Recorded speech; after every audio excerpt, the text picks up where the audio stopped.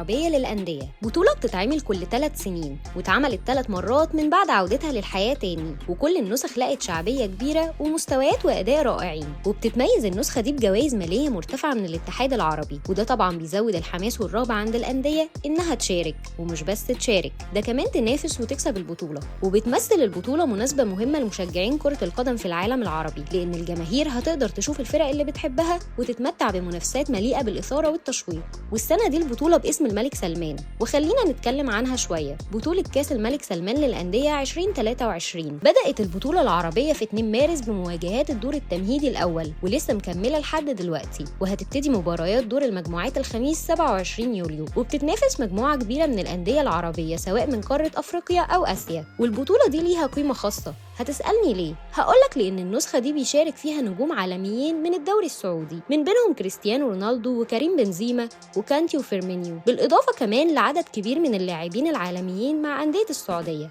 وده هيخلي الأنظار تتجه لبلاد الحرمين بشغف. طب إيه هو نظام البطولة؟ استحدث نظام جديد للنسخة دي، بحيث إن الأدوار التمهيدية تبدأ وتتلعب بنظام الذهاب والعودة. بيشارك في البطولة 37 نادي من جميع أنحاء المنطقة العربية، وبتتأهل من الأدوار التمهيدية 6 أندية لدور المجموعات، بالإضافة كمان ل6 أندية اتأهلت بشكل مباشر بفضل تصنيفها من الموسم اللي فات، و4 أندية بدعوة من الاتحاد العربي. وبعد نهاية الأدوار التمهيدية من بطولة دوري أبطال العرب بيتم تقسيم الأندية ل4 مجموعات، وبيتأهل فريقين وهما الأول والتاني من كل مجموعة لربع النهائي، بنظام خروج المغلوب لحد مباراة النهائي. وخلينا دلوقتي نشوف معاكم المجموعات.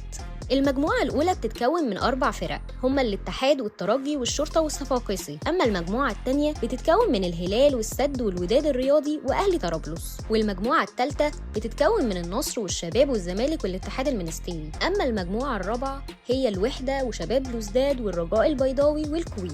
كل دي معلومات عن نظام البطولة والمجموعات. دلوقتي هنقولك تشوف ماتشات البطولة فين. البطولة هتتذاع على قنوات الSSC السعودية، وهتبقى متاحة للجمهور جوه السعودية بشكل مجاني، ومن خارج السعودية متاح انك تشوفها بتقنية الHD او من خلال الاشتراك في باقة القنوات. وفي قنوات تانية متوقع انها تذيع زي اون تايم سبورت. من شوية اتكلمنا معاكم عن سبب مشاركة الأندية، واللي كان اهمها الجوائز المالية الكبيرة، فخلينا نقول لكم ايه هي الجوائز. مبدئيا كده البطل هياخد 6 مليون دولار، ووصيف البطولة 2.5 مليون دولار، مع وجود جوائز مالية إضافية للفرق للتنافس والتألق في المباريات.